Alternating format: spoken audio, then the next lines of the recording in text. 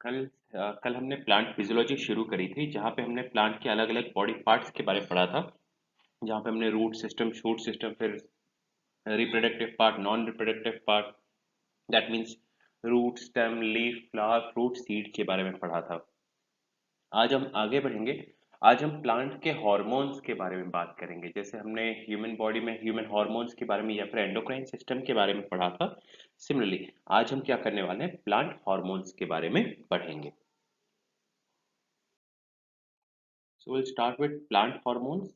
Plant hormone discuss करने से पहले एक बार देख लेते हैं what are hormones. If you remember, hormones क्या है? Hormones are protein by nature and considered as biochemical messenger. If you remember, जब हमने एंडोक्राइन सिस्टम पढ़ा तब हमने वहां पे पढ़ा था। सेम हार्मोन सेम ही है, खाली अंतर ये है, वो ह्यूमन हार्मोन्स थे, आज हम प्लांट हार्मोन पढ़ेंगे, बट नेचर दोनों का सेम है। Both are protein in nature, plus दोनों का काम क्या है, ये हमारी बॉडी की ग्रोथ और डेवलपमेंट में हेल्प करते हैं। और हम इन्हें क्या कहते हैं, मैसेंजर कहते हैं। क्यों मैसेंजर कहते हैं? क्योंकि हमारी बॉडी में ये मैसेज कैरी करने में हेल्प करते हैं। ठीक, आगे बढ़ते हैं।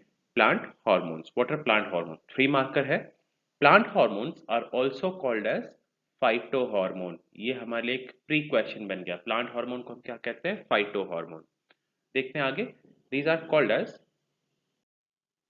phytohormones and they are organic compounds other than nutrients. So these are phyto hormones as well as these are organic nature. साथ ही साथ ये क्या है, ये nutrient नहीं है, these are not nutrients. They are naturally produced by the plant tissues in response to plant's development stages. That means ये जो hormones है, plant hormones है, plant के development के हिसाब से ये hormone naturally क्या होते हैं, produce होते हैं।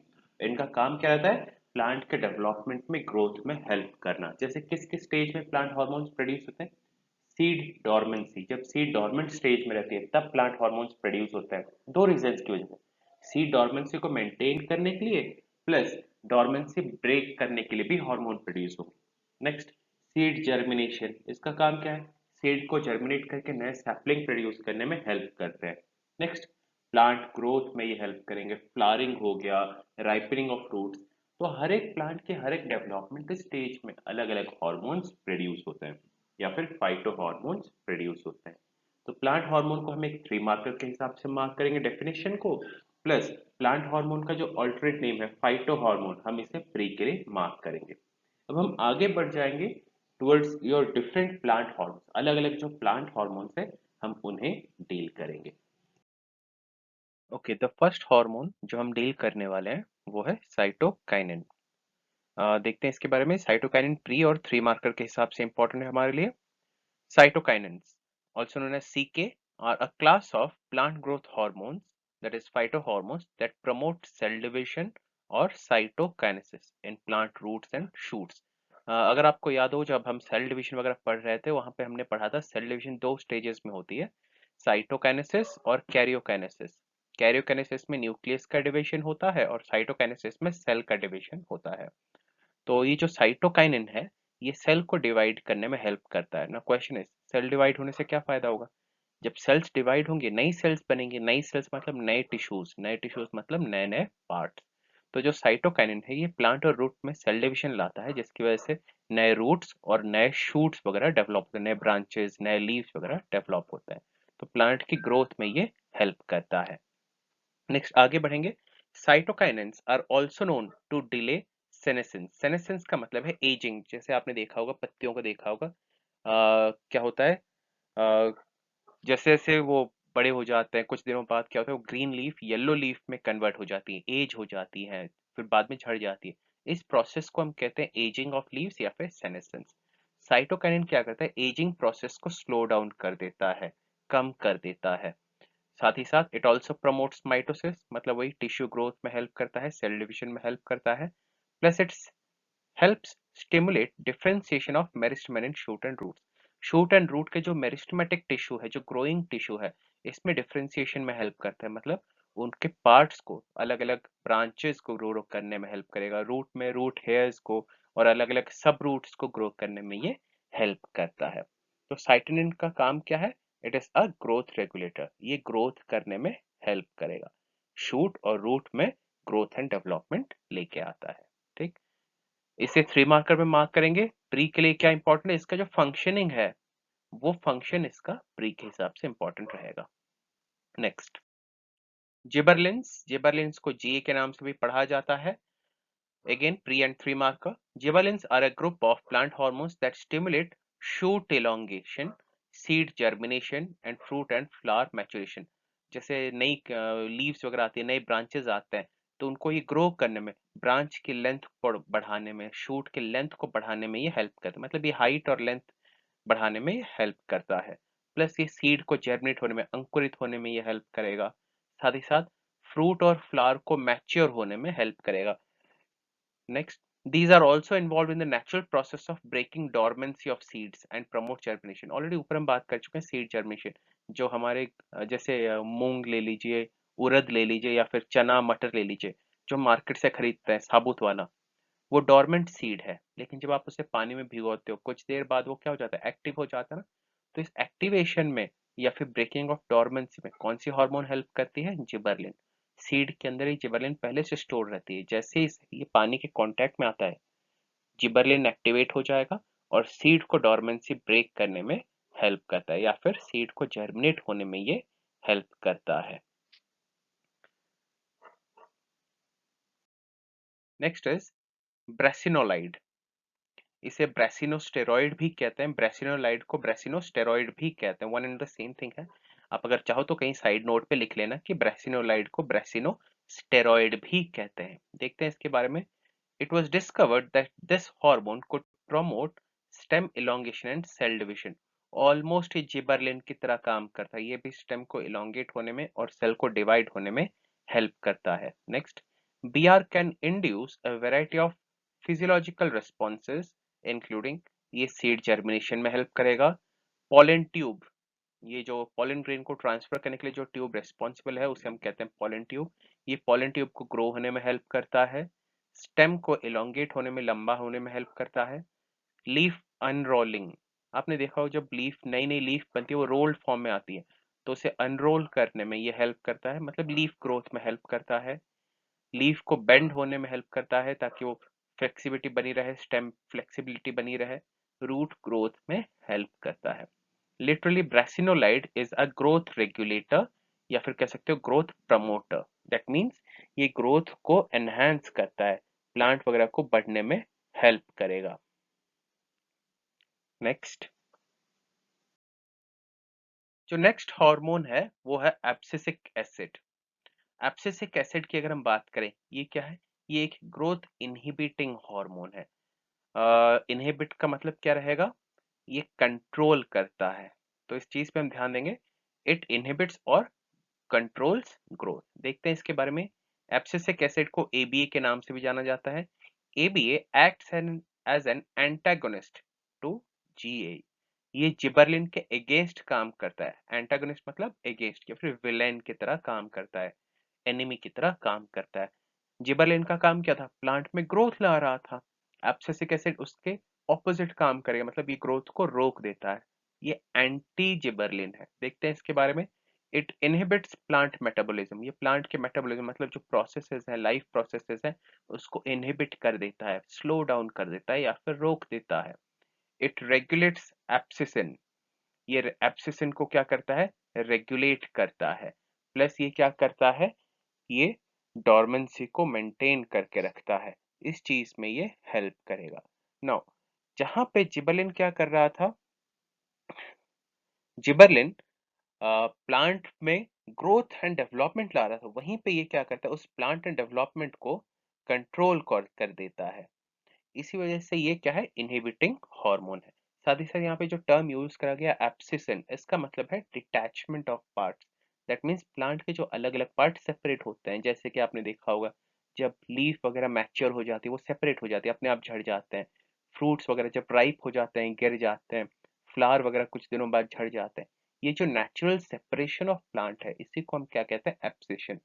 और ये जो एब्सिसिक एसिड है, ये इसी एब्सिशन को रेगुलेट करता है, कंट्रोल करता है। प्लस डोरमेंसी, सीड की डोरमेंसी को भी ये क्या करता है, कंट्रोल करता है। आगे बढ़ेंगे। It is also called as stress hormone, ये हमारे लिए इंपॉर्टेंट है प्री के लिए। एब्सिसिक एसिड को हम क्या कहते हैं? स्ट्रेस हार्मोन भी कहते हैं। क्यों? It increases tolerance of plant, जो एक्सट्रीम टेम्परेचर है, लेस वाटर वाले जो कंडीशंस हैं, जो ड्रॉट वाली कंडीशन है, उस ड्रॉट वाले कंडीशन के खिलाफ ये टॉलरेंस डेवलप करने में हेल्प करता है। तो इस वजह से हम इसे क्या कहते हैं? Stress hormone. देखते हैं इसके functions. It induces abscission of leaves and fruits. ये प्लांट में लीफ और फ्रूट के सेपरेशन में हेल्प करता है, उनको अटैच होने नहीं देगा, ग्रो होने नहीं देगा। टाइम हो गया, चलो निकलो यहाँ से। इस तरह से वो क्या करता है? लीफ और फ्रूट को रिमूव कर देता है, सेपरेट करने में हेल्प करता है। इट इनहिबिट्स सीड जर्मिनेशन में ये क्या करता है? कंट्रोल मैकेनिज्म की तरह काम करता है। Next, it accelerates dormancy in seed that is useful for storage purpose. जो अनाज वगैरह हम सेव करके रखते हैं, स्टोर करके रखते हैं, ये इस चीज को प्रमोट कराता है। ये सीड की डोर्मेंसी को इलोंगेट करता है, बढ़ाता जाता है। इससे होता क्या है? सीड ज्यादा दिनों तक स्टोर हो सकती है, जर्मिनेट आसानी से जर्मिनेट होने नहीं देती है। जहाँ पे जिबरलिन जर्मिनेशन को प्रमोट कर रहा था, ये डोर्मेंसी को प्रमोट करता है। ये जर्मिनेशन के खिलाफ है। Next, it stimulates closure of stomata to prevent transpiration under water stress. जैसे आपको पता होगा, ट्रांसपिरेशन एक प्लांट प्रोसेस है जिसके सहारे क्या होता है? Water is lost from leaves through stomata. लेकिन जब गर्मी का टाइम है, समर का सीजन है, उस समय क्या होता है? ऑलरेडी सॉइल में पानी कम रहता है, एंड लीफ अगर सारा का सारा पानी ट्रांसपिरेशन से लूज आउट कर देगी, तो हो सकता है प्लांट डिहाइड्रेशन से मर जाए। तो इसको प्रिवेंट आउट करने के लिए एब्सिसिक एसिड क्या करता है? स्टोमाटा को क्लोज कर देता है, ताकि जो प्लांट के अंदर जो पानी है वो लॉस ना हो। इस तरह से वो प्लांट को स्ट्रेस से, जो वाटर रिलेटेड स्ट्रेस से सरवाइव करने में ये हेल्प करता है। इसी वजह से एब्सिसिक एसिड को हम क्या कहते हैं? Stress hormone. Next, next is ethylene. By the way, ethylene एक गैसियस फॉर्म में रहता है। ये कंपाउंड है, ऑर्गेनिक कंपाउंड है, जो कि गैसियस फॉर्म में रहता है। एंड अगेन, ये गैसियस होने के बावजूद ये प्लांट्स में, फ्रूट्स में स्पेसिफिकली प्रोड्यूस होता है। देखते हैं इसके बारे में। It acts as growth promoter as well as inhibitor. मतलब ये ग्रोथ को प्रमोट भी करता है, प्लस इनहिबिट, रोकता भी है। तो ये बोथ सपोर्टर भी है एज वेल एज एंटागनिस्ट भी है, मतलब ऑपोजिट भी है। देखते हैं इसके बारे में। It is synthesised in the ripening fruits and tissue undergoing senescence. ये कहाँ प्रोड्यूस होता है?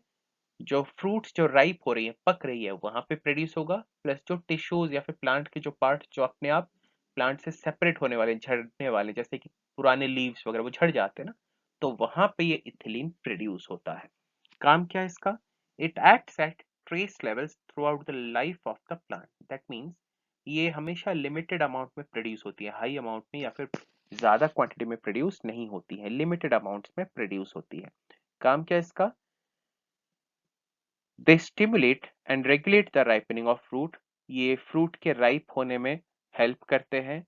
ओपनिंग ऑफ फ्लावर्स, फ्लावर को खिलने में हेल्प करते हैं। As well as the abscission of leaves, leave को शेड होने में या फिर झड़ने में ये हेल्प करते हैं।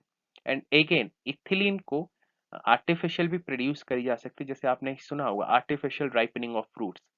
किसान क्या करते हैं, जैसे आम हो गया, बाकी फ्रूट्स वगैरह हो गया, कच्चे होते टाइम ही उसको क्या करते हैं? उसको तोड़ देते हैं। ठीक। फिर उसके बाद क्या करते हैं? उसमें इथिलीन का स्प्रे करते हैं, या फिर इथिलीन का कोट दे देते हैं, या फिर इथिलीन वाले चैम्बर में रखते हैं, जिसकी वजह से होता क्या है? जो फ्रूट से तेजी से पक जाती है। तो इस वजह से आज की तारीख में इथिलीन को हॉर्टिकल्चर इंडस्ट्री में बहुत तेजी से इस्तेमाल करा जा रहा है, लार्ज क्वांटिटी में इस्तेमाल करा जा रहा है for artificial ripening of fruits.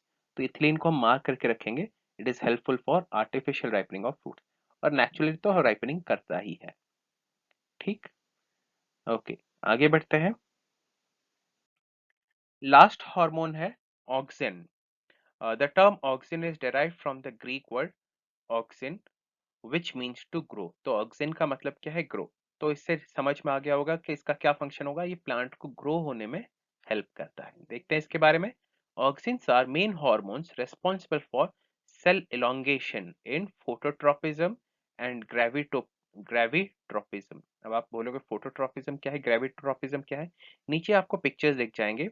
जो लेफ्ट साइड पे ये जो इमेज है, ये फोटोट्रोपिज्म का एग्जाम्पल है। फोटोट्रोपिज्म में आपको दिख जाएगा, जो प्लांट के बॉडी पार्ट्स हैं वो किस तरफ मूव कर रहे हैं, जिस तरफ सनलाइट होती है प्लांट के जो लीव्स हैं, बाकी के जो शूट के जो बॉडी पार्ट उस तरफ ग्रो करते हैं। इसी को हम कहते हैं फोटोट्रॉपिज्म। ठीक, plant parts will move towards light और फोटो रिसेप्टर्स या फिर लाइट की तरफ मूव करने लगते हैं। नेक्स्ट ग्रेविट्रोपिज्म क्या है, सेम राइट हैंड साइड पे देखिएगा, यहाँ पे जो प्लांट है वो ग्रेविटी के ऑपोजिट, दैट मीन्स ग्रेविटी को अपोज करते हुए बढ़ रहा है। जो शूट वाला जो पार्ट है ग्रेविटी के पुल के ऑपोजिट में ग्रो करता है, इसे हम कहते हैं ग्रेविट्रोपिज्म। ठीक, जो प्लांट का जो लोअर बॉडी पार्ट है, ये वाला पार्ट है, ये ग्रेविटी के साथ कनेक्ट है, लेकिन उसका जो स्टेम वाला पार्ट है, जो शूट वाला पार्ट, वो धीरे धीरे क्या हो रहा है, ऊपर की तरफ ग्रो कर रहा है। इसी को हम कहते हैं gravitropism. Next, they are widely used in agriculture and horticultural practices. They are found in growing apexes of root and stems. ये जो रूट और स्टेम के जो टिप पोर्शन है वहां पे पाए जाते हैं। इनका काम क्या है, ये जो टिप पोर्शन में ग्रोथ लाते हैं, जिसकी वजह से प्लांट की जो शूट है ग्रो करती है, रूट्स वगैरह ग्रो करती है। फिर एक ग्रोथ हो जाने के बाद they migrate to other parts to act, वो वहीं पे टिके हुए नहीं रहते हैं, और प्लांट के अलग अलग पार्ट्स में हमेशा मूव करते रहते हैं, जिसकी वजह से प्लांट पे रेगुलर ग्रोथ और डेवलपमेंट होती रहती है। तो इस वजह से इसे ग्रोथ प्रमोटर भी कहते हैं। ये ग्रोथ प्रमोटर है और इनिशिएटर भी है। Auxins are responsible for plant growth. अगर आपके घर पे कोई छोटा सा पौधा है जो सही तरीके से ग्रो नहीं कर रहा है, तो आप क्या कर सकते हो, ऑक्सीजन हार्मोन को अगर आप इंजेक्ट करते हो, सप्लाई करते हो, तो प्लांट तेजी से ग्रो करने लगते हैं। आज की तारीख में हॉर्टिकल्चर या फिर जो फ्रूटिंग या फिर जो प्लांटेशन वगैरह होते हैं, वहाँ पे ऑक्सीजन को तेजी से ज़्यादा इस्तेमाल करा जाता है, ताकि प्लांट की ग्रोथ को बढ़ा सके। जैसे कि जो प्लांट 2-3 साल में मैच्योर होना चाहिए, उसे आप तेजी से क्या कर सकते हो, ग्रो करा सकते हो। तो ऑक्सीजन का ये रोल है। Again, these are your major hormones of plant. और भी बहुत सारे माइन्यूट छोटे मोटे हार्मोन है, बट उतने ज्यादा इंपॉर्टेंट नहीं है। ये आपके मोस्ट इंपॉर्टेंट हॉर्मोन्स है। अब करना आपको ये है, इन हॉर्मोन्स को आपको इंडिविजुअल 3 मार्कर के लिए प्रिपेयर करना है, प्लस प्री के लिए भी प्रिपेयर करना है। एंड अगेन एमपीपीएससी में ऑलरेडी प्लांट हार्मोन को प्री में कई बार पूछा जा चुका है, कई बार पूछा जा चुका है। तो इस वजह से ये आपके लिए बहुत ज्यादा इंपॉर्टेंट है प्री और मेंस के हिसाब से। ठीक, सो आज यहीं पे वाइंड अप करेंगे। कल प्लांट के प्रोसेसेस हम शुरू करेंगे। जैसे हमारी बॉडी में रेस्पिरेशन डाइजेशन वगैरह प्रोसेसेस थे, सिमिलरली कल से प्लांट के अलग अलग लाइफ प्रोसेसेस हम शुरू करेंगे। Have a good day.